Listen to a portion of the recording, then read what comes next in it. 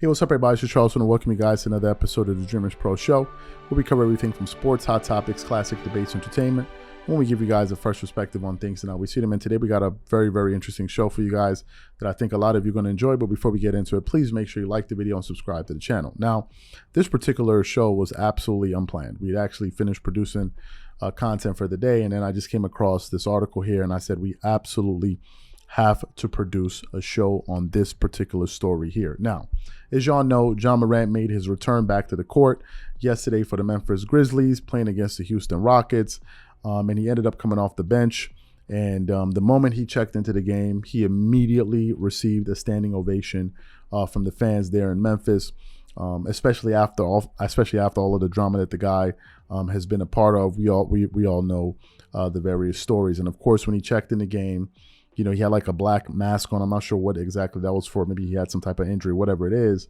And he basically started lighting it up. And he had one of his signature poster dunks. I think it was in the second quarter over Kenyon Martin Jr. And I think the minute he pulled off that dunk, it just reminded the world of why people fell in love with Ja Morant. And I think it's important that we say this. Ja Morant is one of the serious young stars in the NBA. If you go look at Ja Morant's production over the course of his career, I think he's been in the league 4 years now. He's been improving every single year, unlike a Ben Simmons, who seems absolutely not serious about basketball. Ja Morant is one of these guys that's actually serious about his basketball game. And I think in his first 4 seasons, he already won the Most Improved Player of the Year award. That tells you something about the level of seriousness he puts at least in his basketball game. We cannot question his basketball game. This guy's actually getting better. So a lot of props to Ja Morant. But when the entire controversy was happening, around him, a lot of us were left wondering, where is his dad in all of this? Where is Ja Morant's dad? Because we always see him courtside. T. Morant, he's very, very supportive of his son. And a lot of us were wondering, what role is he going to play in terms of trying to find a way to remedy this particular situation? Then I came across this article here from fadeawayworld.net, and it features some comments that Ja Morant's father had to make about the situation. And what he said in this particular piece here, I absolutely loved it 100%. And I said to myself, I definitely have to share what he had to say with our audience today. But before we get into his comments, this video is brought to you by sponsor Aura, who's also the official sponsor of the T-Wolves. Do you know what the fastest growing crime in America is today? It's identity theft.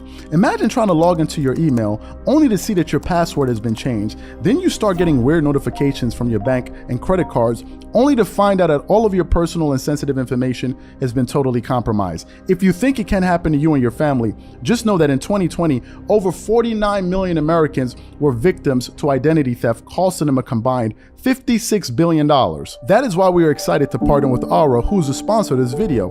Aura is the #1 identity theft and financial fraud protection. Aura monitors the dark web and alerts you if any of your passwords and accounts have been breached. And funny enough, after using Aura, I discovered some of my credentials were floating around in the dark web, and the app showed me exactly when and where the breach happened. In addition, Aura allows you to set spending alerts, and they'll notify you of any suspicious transactions. Aura is 4 times faster than any of its competitors in alerting you if someone is trying to open a credit card or obtain a loan using your name. And remember this, every 14 seconds, someone becomes a victim of identity fraud.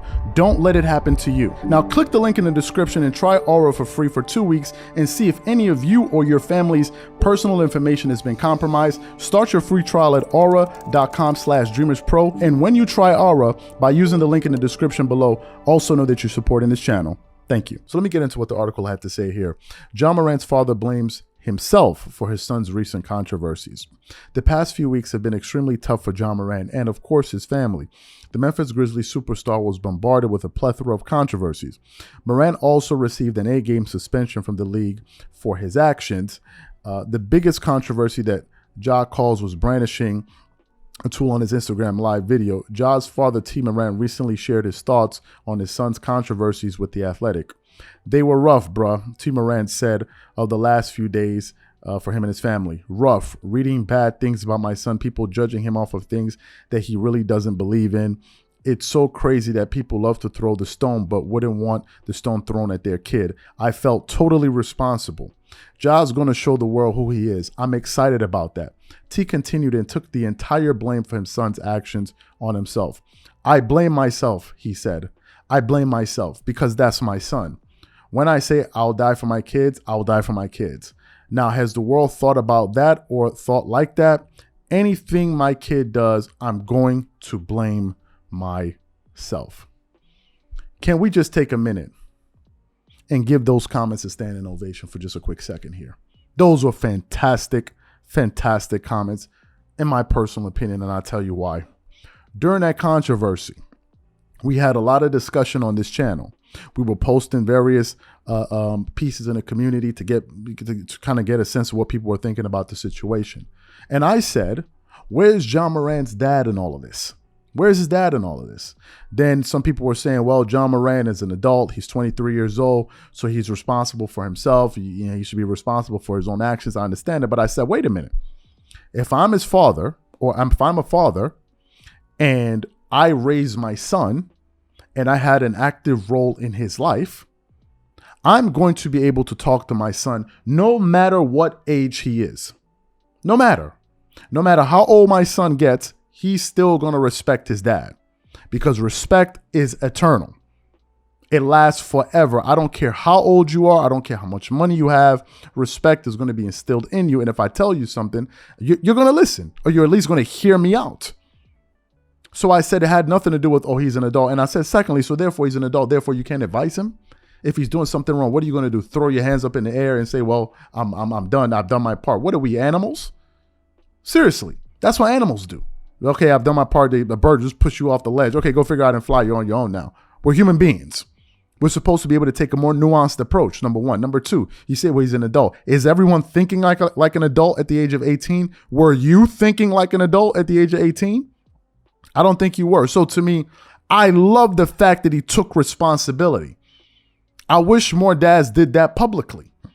Like, listen, I own this issue. He came from me. That means I went wrong somewhere, and I'll correct it. That's one of the issues we have in society today. People's kids running rampant and nobody can control them, including their parents. And it's left to people outside to go out there and try to control them. To me, that's nonsense. You should be able to control your kids, period. They should be able to listen to you, because if they don't listen to you, who are they going to be listening to? Who? The authorities? You're going to leave it to the authorities to try to get them to listen? So it's important that you have some type of control over your children. This is just my view. Some people have a very hands-off approach when it comes to parenting, and they kind of let the world raise their kids.